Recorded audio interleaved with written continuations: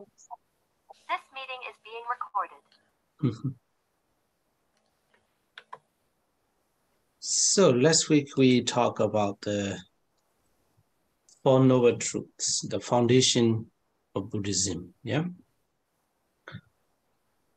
I hope you understand. Last week I talked about the Four Noble Truths. Yeah.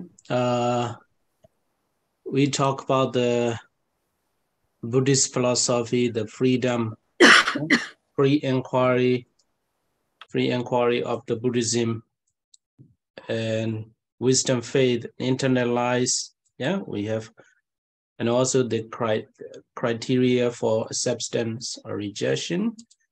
And we went to the Noble Eightfold Paths. So all these information about the Buddhism actually influenced the Burmese people a lot, yeah?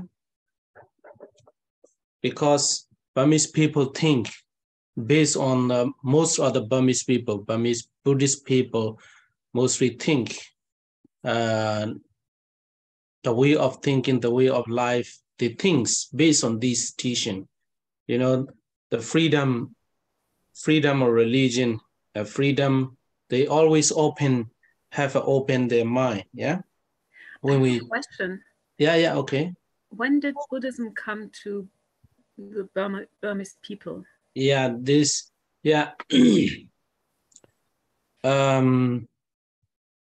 but not a concrete historical fact, but in some historical books said, even at the time of the Buddha, 2,500 years ago, even when the time of the Buddha, Buddhism reached to the Burma, yeah.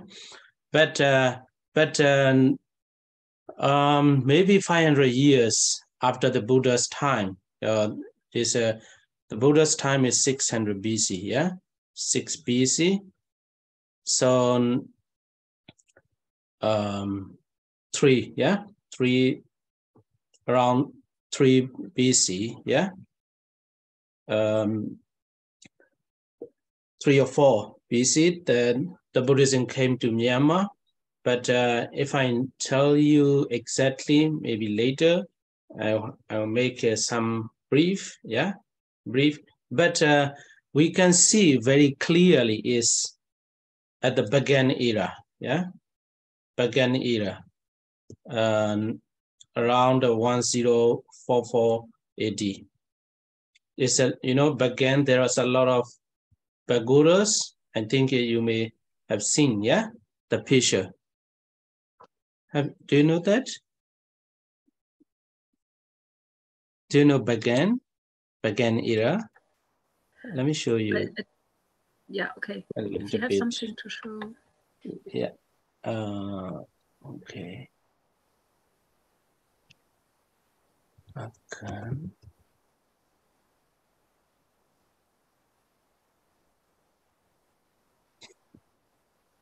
So most of the foreigners, when they visit Myanmar, this is the must visit, yeah? The Bagan era. Okay. Yeah. So foreign people, they like to see, yeah, this, what is it? Bolum, yeah? Yeah. But I will never go with that. This is sightseeing. So thousands and thousands of pagodas, even in one cities.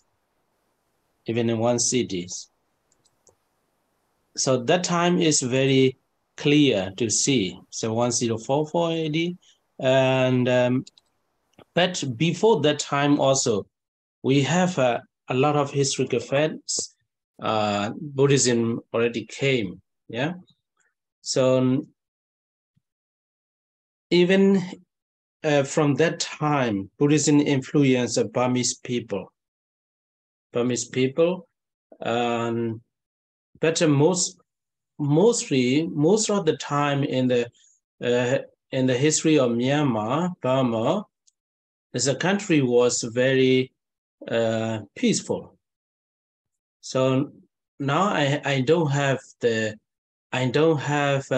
strength, energy to talk about our country. You know, this time is very terrible. You know, they're fighting, killing each other because of the bad government.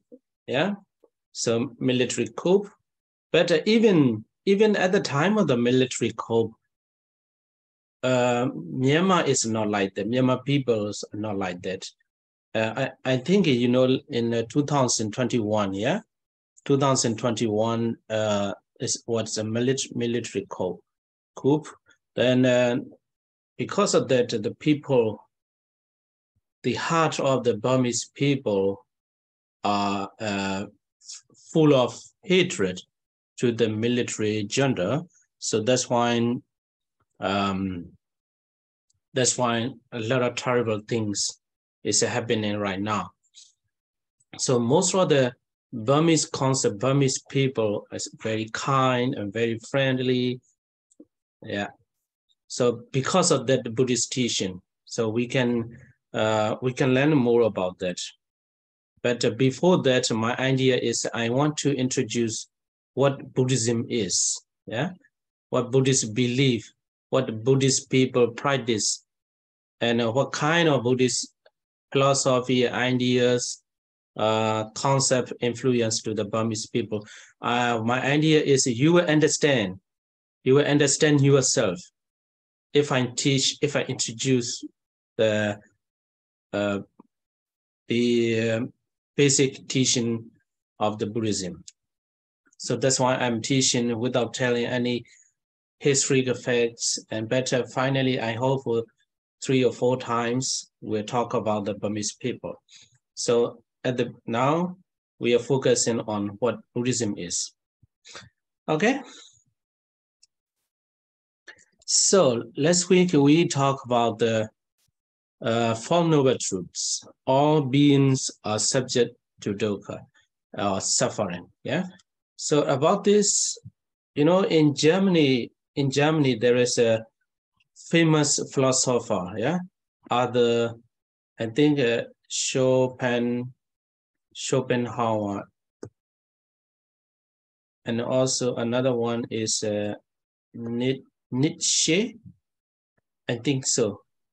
An I or an E, I don't know. I don't remember. So these two philosophers as well, they talk a lot about the suffering of the people. Suffering, there's a very much close to the Buddhist idea, but only that very close. You know, the Schopenhauer said life is full of tears, full of pain, and full of suffering. So that's why some scholars said other Schopenhauer is a pessimist about the life. Yeah, Schopenhauer. But what I understand is Schopenhauer as well, not only the pessimist, because he always want the youths, young generation, not to expect a lot from life. Yeah, and that he wants the young generation to prepare for the wars as well. That's what I understand. So Friedrich Nietzsche as well, like that. Yeah. But here, the Buddha also said, life is full of suffering. So this idea is not only not a pessimist, because, you know, in the present time as well, you know, when you learn about the psychology, as a people, most of the people are suffering. You know, there is a lot of statistics. Yeah, you can find in internet a lot. When you make an interview, are you satisfied with your life? Most of the people, they are not satisfied in life. You know, and more or less they have a suffering. That's what the Buddhas mean. But if you want to overcome the suffering or painful situation, you have to accept that suffering, and then you have to move on. So why the people are suffering? The reason is desire and craving. Yeah, desire and craving or attachment. If we have too much attachment to something, we are suffer. If you don't have the attachment, you are free. So if you love somebody a lot, you are not free. Yeah, maybe sometimes if you have a chance to live together with someone who you really loves, you look happy, but at the same time, you know, you feel a lot of anxiety. We cannot deny it. So, so the Buddha pointed out that there is a suffering in life that is because of the attachment. So these two is one set, and another one is one set. So dukkha can be eliminated. He never say, "Oh, life is full of suffering." You know, do you know Leo Tolstoy? Leo Tolstoy, Russian, War and Peace. Yeah, there is a very famous book. Leo Tolstoy. You know, maybe my pronunciation will not be correct. You know, I have met Russian ladies. If I talk about that, Leo Tolstoy, she does not understand. Yeah, Tolstoy. I don't know how to spell. Yeah, Leo Tolstoy, the War and Peace author of War and Peace. He said that, and the Buddha said life is full of suffering, but he didn't suicide himself. But now I see a lot of suffering of life. Then I made a suicide. He suicide. Yeah, he suicide. So he criticized the Buddha like that. Yeah, but the Buddha never said, "Oh, life is full of suffering. Then finish your life." No, he never said like that. That suffering can be eliminated. Yeah, can be eradicated. So how? He showed the way how to get rid of the suffering of life. That is Noble Eightfold Path. He showed the path. He just showed the path. Yeah. This way is for enduring peace and happiness. So the foundation of Buddhism on Noble Eightfold Path as well, a way of life for people, what the Buddha gave us. So what is the Noble Eightfold Path? We have to learn more about that. So this the Four Noble Truths is the main idea. So all the teachings, I said before, there is 42 books, like holy books, we can say like that. Yeah, in Buddhist teachings, there is 42 books. All the teachings direct to this, to understand the Four Noble Truths. So if someone understand, oh, I have a suffering, I have a difficulties. If you understand your life like that, oh, because of, oh, there is a suffering, I'm not happy, I don't have a happiness. That is because of my attachment, my too much attachment. That's why I have a suffering. Anyway, there is a way to overcome such difficulties. That is a Noble Eightfold Path. If you understand that, anyone can be happy. You know, I read a lot of a lot of, how to say, current bestsellers books in the world, they all are more or less connected with this Noble Eightfold Path. So in the world, there are a lot of people are getting more and more unhappy in life. Unhappy in life. You know, they don't have a freedom. Their mind is full of anxiety. So most of the others suggest people to use these Four Noble Truths. I see a lot of people, and also at the same time, I know I have read a lot. All the psychologists, the current psychologists in the best-selling books, they suggest to meditate. This Noble Eightfold Path also connected with the meditation, developing wisdom and the morality, like that. Yeah, you will learn more later.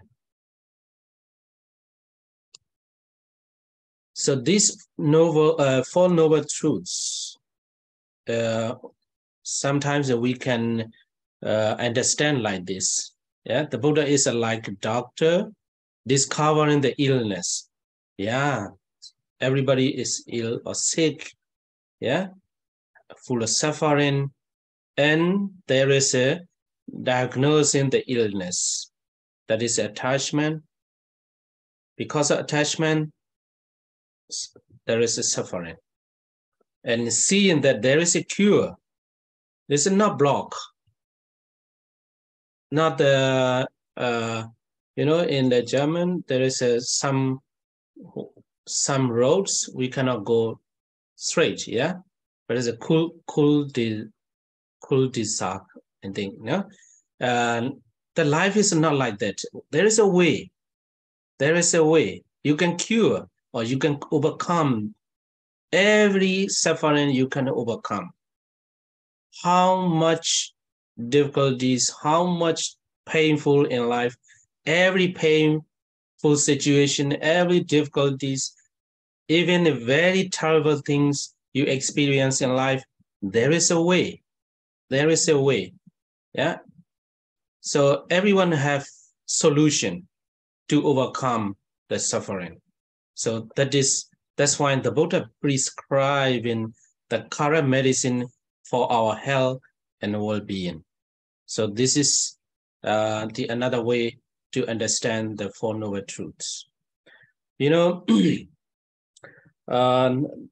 there is a book, and I think I have a note about that books. Crazy Like Us, yeah? The book name is Crazy Like Us, like Us. I don't know the author's name. He in the books, that the author went to the Sri Lanka. It's a very close, the same religion and same man, not exactly the same, yeah, culture, and it's a mindset of the people, but mostly what similarity is Sri Lankan people also leads their life according to the Buddha's advice. Yeah. So the other visit Sri Lanka, even though the people are very poor, they look so very happy. But I understand a lot, in Myanmar as well, some people, they don't have a food even for tomorrow, but they can sleep very well tonight. In Germany, I don't think so. In a Western country, the people are thinking a lot about the future, because the Buddha gave advice not to think a lot about the past, because the past cannot be changed. And don't think too much too much about the future is not yet come. So live at the present moment like that. That is the Buddha's advice, to be happy. That doesn't mean that the Buddha doesn't want us not to think about the person, not to think about the future. The main point is, remorseful life. Yeah, remorse. Some people are thinking about the past, anything that is too bad. Yeah. I'm not good person. I have done a lot of bad things in the past. Then that's why the people are not happy. And also some people, they think a lot about the future, what I have to do with a lot of anxiety. So that's why the Buddha wants us to remove the anxiety. And only that situation, the Buddha doesn't want us to think about the past and future, to live at the present. So as Sri Lankan people as well, they look so very happy. When I arrived in Germany, some a man came to me and, Venerable, I'm very, my life is not good. Hey, what happened? What happened? Now I'm in danger of losing my job. Are you losing the job now? No. The possibility, a lot of friends, they lost their job. So that's why I also one day I will lose my job. That's why, even sometimes he has to use some medical treatment, because he always think about losing his job like that. Yeah. So that's why the Buddhist people have endured a lot. Yeah, a lot of patience, and they can live happily at the present moment, is because of this idea. Even existence as a human being is already suffer. So that's why there's no more suffer. Even we have difficulties and suffering, there is a cure. If we are living according to what the Buddha said, then we can still be happy. So like that is the Buddhist mindset. Okay, so I want to go, this is another some sentence about to understand the Buddhism a little bit. The Buddha never used any threats or trying to force anyone to accept his teachings. Maybe that's why there is a advantage and disadvantage. There is a two, because the Buddha gave freedom to think, to think. But that's why some people, for example, the Buddha said, the Buddha lied down at least 5 precepts, not to kill, not to kill or not to steal or not a sexual misconduct, and not to tell lie, and not to drink alcohol. So this is not like a 10 commandments in the Christian Bible. There is a 10 commandment in Christian Bible. As a Christian, don't do it, must follow. The Buddha never said like that. You should not just give in the advice to the people. You should not kill any, not only human beings, but also animals. You should not steal others' property. You should not destroy others' property. You should not commit the sexual misconduct. You should not tell in lies. In this telling line, there is another thing: slander, harsh speech, frivolous speech. You should not drink alcohol, because if you are drunk, you can kill other people, other animal, you can steal, you can commit the sexual, you can tell in lie. So that's why this is the basic rules. Yeah. But even that, the Buddha never say you must not do, never give command. Yeah. Never force not to do that. Okay, if you cannot control your mind, if you commit, if you do this basic 5 precepts, if you break, then you have to accept the results. You are responsible for that. So only showing the way. Yeah. And hey, if you kill somebody, I will punish you. No, he is not in that position. If you kill somebody, there is some results. There is some result that is responsible for yourself. You are responsible for that result. So like that, yeah. So that's why the Buddha use any threats. Hey, if you kill somebody, you must go to hell. Yeah.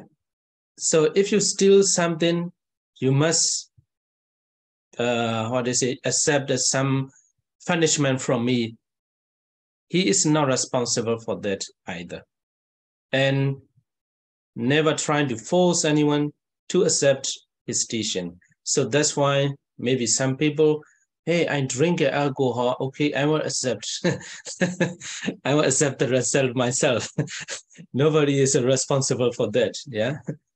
And he believed in freedom of thought, and he recognized that not everyone will accept his teachings, and that the people progress differently, will not be the same in progress, and will choose different paths for themselves.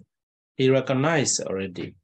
He preferred to explain his teachings in logical and reasonable manner, and wanted people to understand and realize the teachings for themselves without any fear of any punishments from him. And the Buddha also not responsible to give punishment or to give reward. Yeah, Buddhism is not about the threats or rewards, but about knowledge and understanding.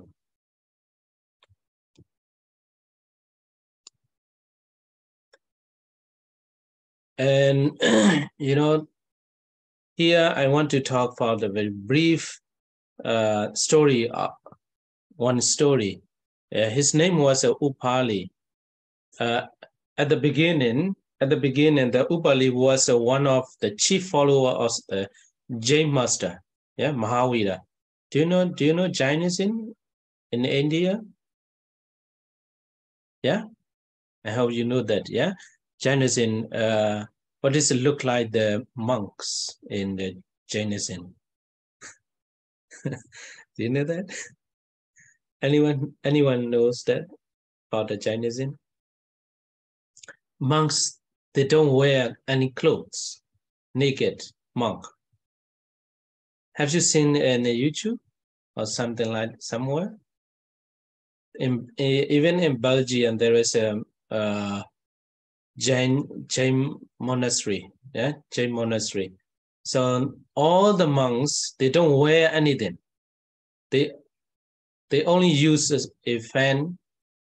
What is it? Feather, animal feather. So they all are naked.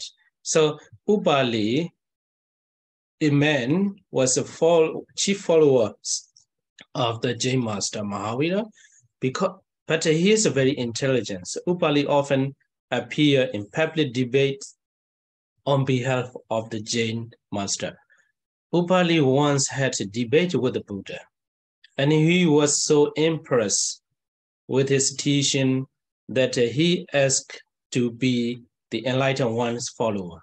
He requests the Buddha, hey Buddha, please accept me as a follower of you. And the Buddha said, you are at the height of your emotion. Go home, reconsider it, carefully before you ask me again. So the Buddha, it shows that the Buddha never wants the follower. Yeah, he just wants to show his teachings. And again, Upali was extremely impressed. If it was any other guru or master, he would parrot a banner saying, because Upali is a very, like in this, at the time, like a celebrity. Yeah, because he is a very wealthy, rich man, and every religious teachers want him as their follower. But the Buddha never showed is happy, and Upali became his follower. So parrot a banner saying, Mahavira's chief lay disciple has become my follower. The Buddha agreed to accept him under one condition. If you want to become my follower, Upali, as a Jain who believe in Jainism, yeah, you have always given alms to Jain monks. You have to support. You should not stop supporting the Jain monks. When you become my follower, you will continue give alms to Jain monks. Yeah, so it means the Buddha never want other religious believers to be upset or to be angry, to be unhappy like that. So that's why the Buddha encouraged Upali to support, yeah, to continue supporting to the Jain monks. Upali agreed and became one of the Buddha's disciples. So this one also, the Buddha always respect to the other religious teacher as well at the time of the Buddha. You know, at the time of the colonial age in Myanmar, with the English British Army, there are a lot of Christian missionary, bishop, monks came to Myanmar. They made a lot of, trying to spread Christianity among the Buddhist community in Myanmar. But they are very safe.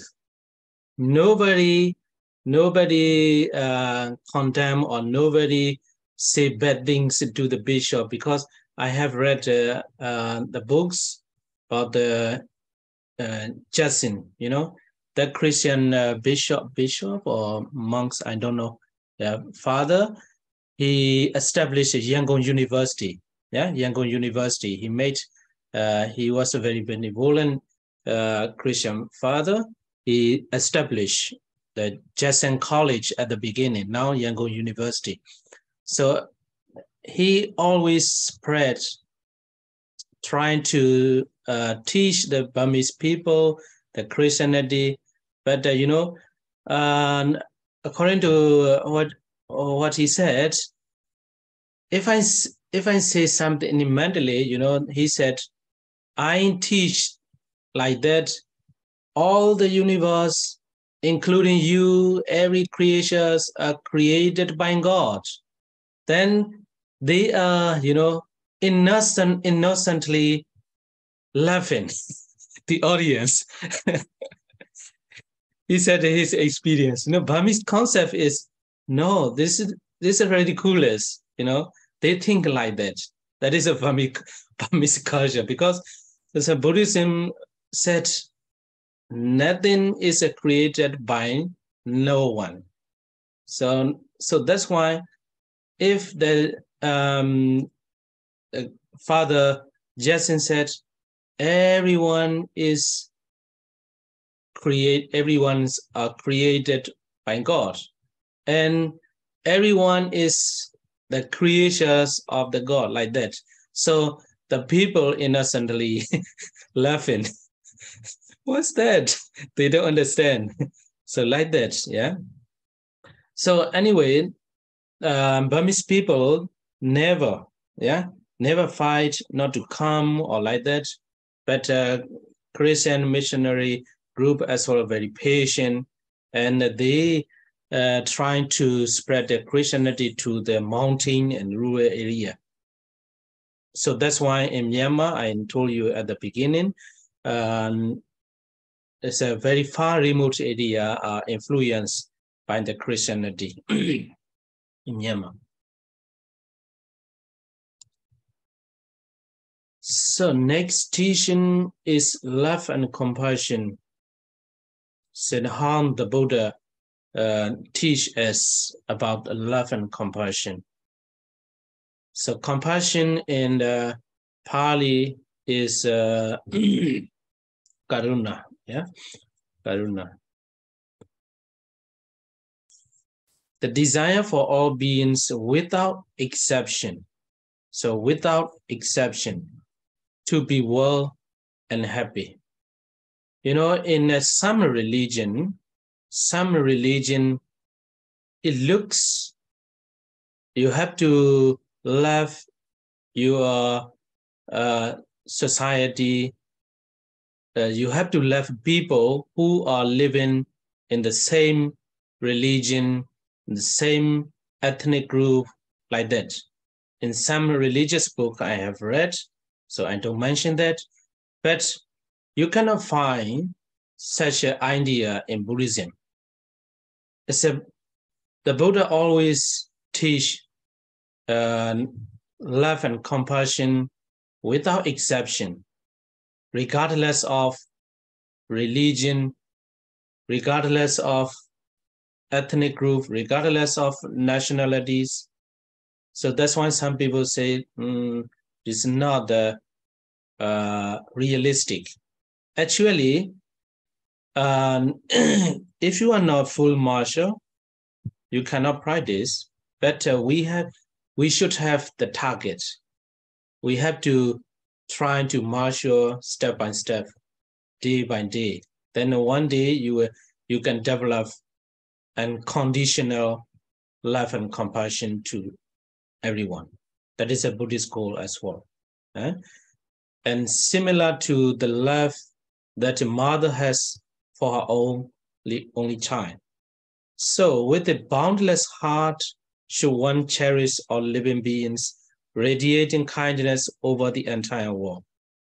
You know, that one I can say is because I have read an Old and New Testament as well. You know, in the Bible, so the God gave the animals, the God gave the people the animals to play and eat. So such an idea as well, the Buddhism rejects, because even animals, we have to be care. We have to care, we have to love and give compassion as much as we can. So animal as well, like human beings, they have a suffering, they have a pain, they have heart. So that's why all the living beings are on the same boat, the same situation. So that's why not only human beings, but also animals should not be killed. Yeah. So we should give the same unconditional love and compassion to even animals.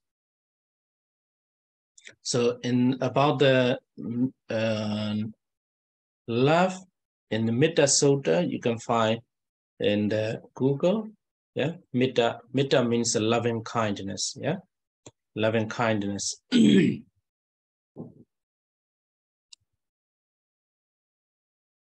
I teach you now this doctrine. Put yourself in the position of others. So this one also very famous teaching. So put yourself in the position of others. If you want to talk very rudely to someone, hey, if you put yourself in the position of that person, then you can control your mouth shut. Yeah. So then you don't talk. If you have some thoughts to harm other living beings. If you put yourself in the position of others, you can control your mind not to harm other living beings, because other is you as well. So that's why you can train yourself. So that's why then you can become a person who have innocence, and you can become a person who does not harm other living beings as well. Imagine and experience both their comforts and discomforts. If I do like that, they will be comfortable or discomfortable. You have to think that. Imagine and experience their joys and their sorrows. So like this 5 precepts, you can think of it. If you want to kill or if you want to harm other living beings, as if that person is you, you can imagine and experience, if I kill or if I harm, how he or she will feel.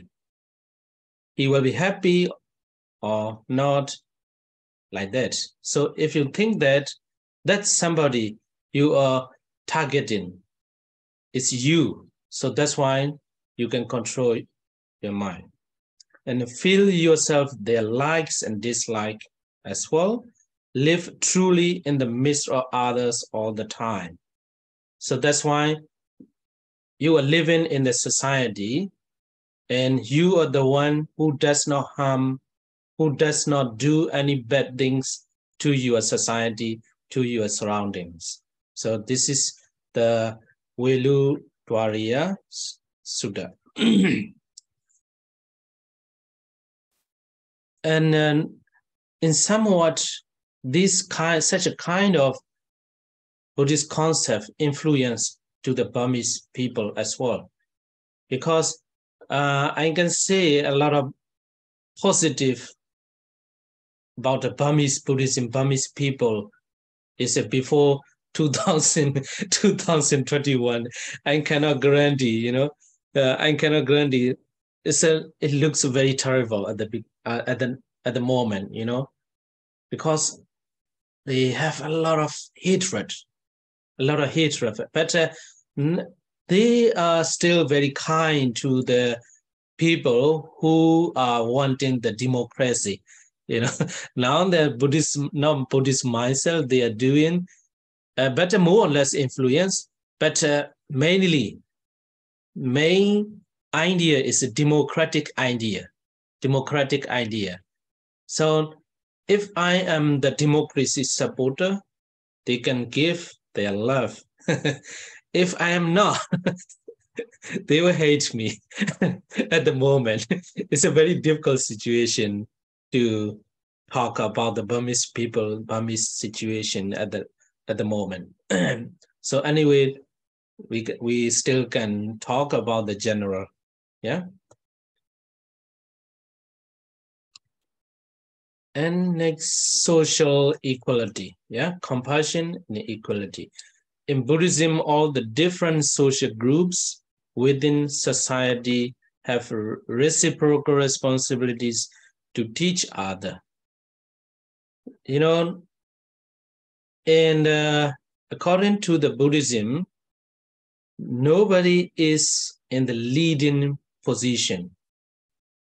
The Buddha gave the duties and responsibility for the children, the duties and responsibility of the children, of the parents, of the students, of the teachers and monks as well, of the husband, of the wives, friends, associates, employers, laypersons, spiritual teachers. So like that. So everyone, this is, you can find the Singalowada Sutta. Not like that, sorry. Because this is just a brief, yeah? Singalowada Sutta. Singalowada Sutta. So every every human beings have their responsibilities. At the young age, as a children, the Buddha gave advice, the responsibility and duties of the children. And if you become a parent, the Buddha gave advice for the parents' responsibility and duties. If you are a student, you have some responsibilities and duties. If you became a teacher, as well, the same, yeah? And then every duties and responsibilities are different, yeah? Different, it depends on your situation. But everyone can experience all these, yeah? Almost all these. You know, for example, as children, everyone start from the children to the adult, yeah? And then you became parents, you became students, and maybe you became the teachers, and you became a husband. So if you change your life position, then your duty also change. And if you become a wife, your duties as well more, and friends, associate, employees, employer, laborers, and spiritual teacher. So social equality. So everyone is equal, but with different duties and responsibility. If you have fulfilled your duties, then you are okay. So like that.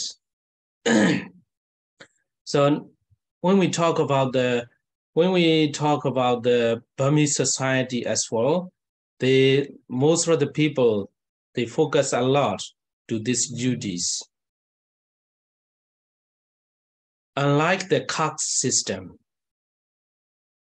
Do you know caste system?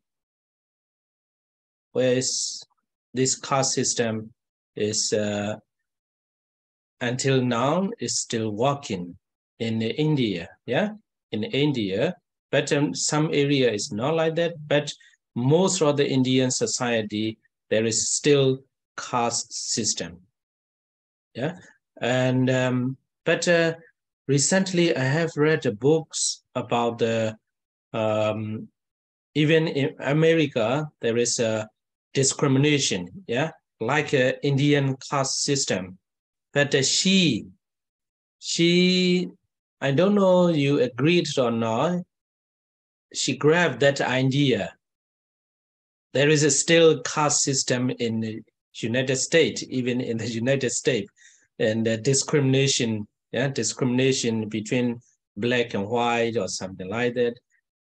Unlike the caste system, you know, in the caste system, if you were born, I think you know, there is a 4, yeah, caste, yeah. So 4 different groups, yeah. And if you were born as a Brahma, yeah, Brahma, yeah, Brahma group, you are already the highest person. Even though you are doing very bad things, you are the highest. You are noble. But the Buddha rejects that idea, that caste system.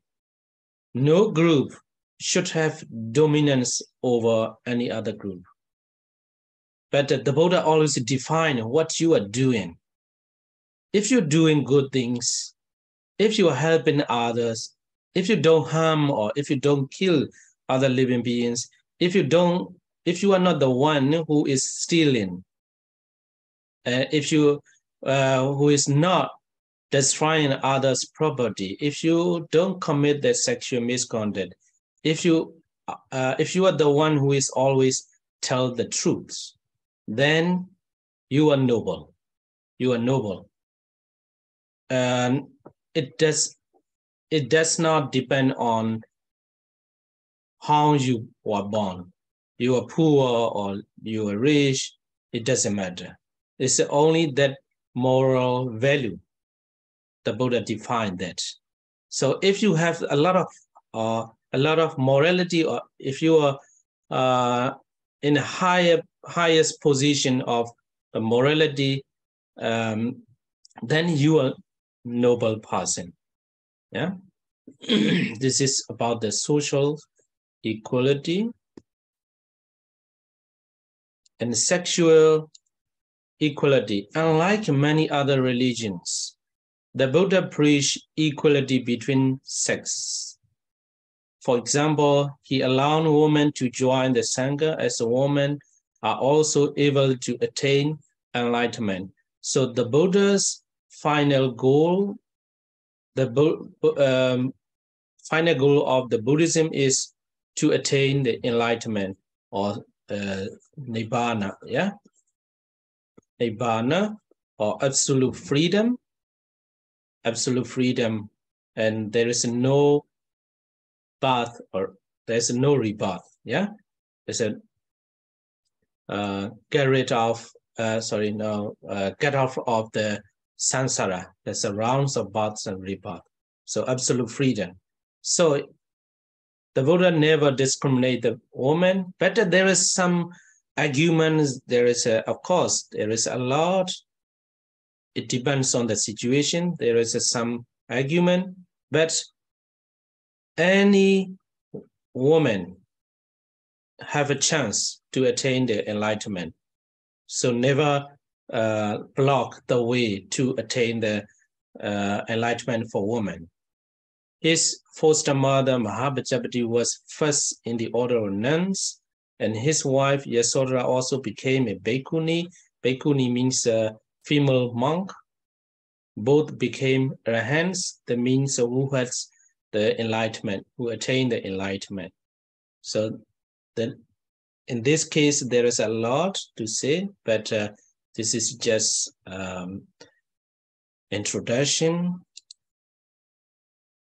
And this is connected with the caste system, yeah? Vasala Sutta. Not by birth is one an outcast. Not by birth is one a Brahman. Brahman is a noble, is a lower, yeah? I think in India, what is this? Sudha, yeah? Sudha, I think so. It's the lowest caste, yeah, lowest group in India. You know, have you been to India? Anyone? No? Yeah. If I visit India and go up to the train, they think I'm outcast. The ladies, they are going the other ways. They don't want me to touch their body. It's a lot of people, but they scare a lot. Then my friend the Indian, he explained. So she is the highest or noble person. We are the outcast, so that's why they cannot touch the outcast people. You know, in some restaurant, the lowest group cannot go and eat. Some restaurant, so like that is a caste system. So not by birth is one an outcast, not by birth is one a Brahmin. By deed or by action, one becomes an outcast. Because if you are doing bad things all the time, then you will become outcast because of your action. And by deed, one becomes a Brahmin, noble person. If you are doing good things, if you are helping other people, and if you are very generous to other people, so all the time you are living with a smiling face, then you are Brahmin, you are noble. This is important in life. You know,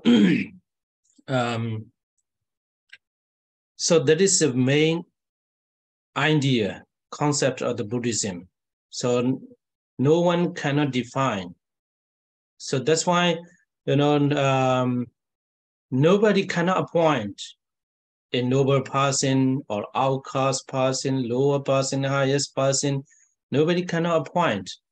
In some religions said, you know, he's son of God. In the Europe history, you know, a lot of king, they said, I have been sent by the God, you know.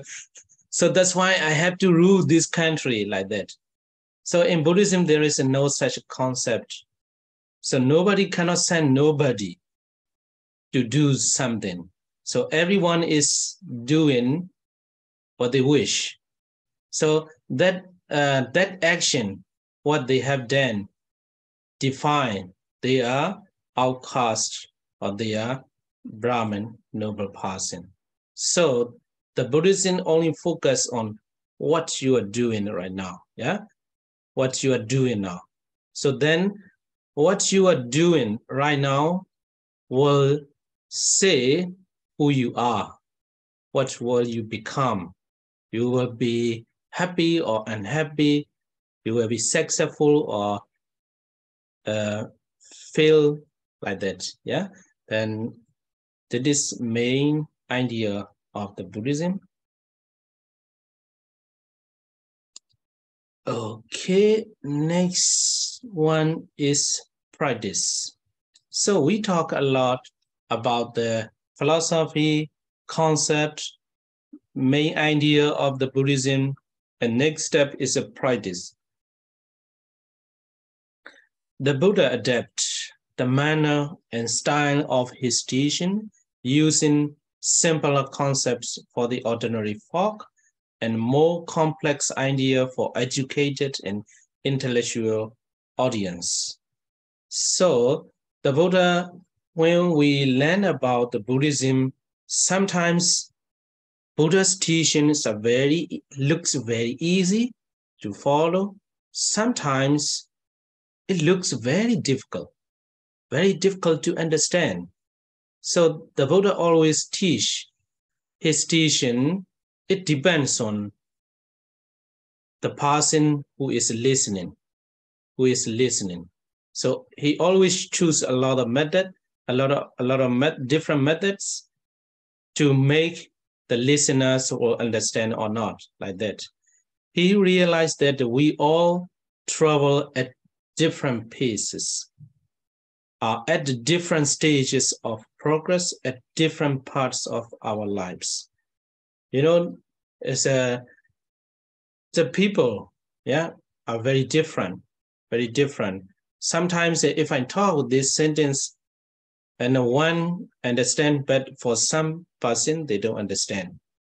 Yeah, so like that, the Buddha used a lot of different methods to understand, yeah, for the people. There is no one-size-fits-all philosophy in Buddhism. It is possible Brahmin is a name here in this sutta to describe a gradual training, gradual practice, and gradual progress in this Dhamma and discipline. So some people who are from the educational background, sometimes they quote that they cited this teaching. The Buddha also always teach the people graduate training. You know, in the education level, education area, you know, I said for the child, you cannot give a lot of deep and some sorrowful story or something like that. So the Buddha also like that, yeah. Graduate training, graduate practice, and graduate progress in this Dhamma and discipline, yeah. So the Buddha always manage his teaching it depends on the listeners' understanding level.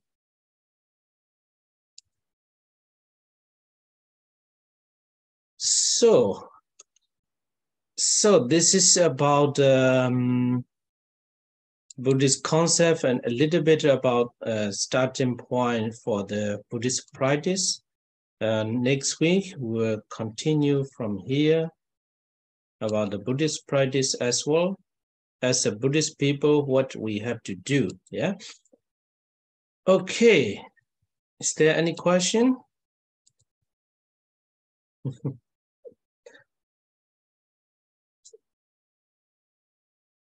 Sarah, where are you? I'm at home.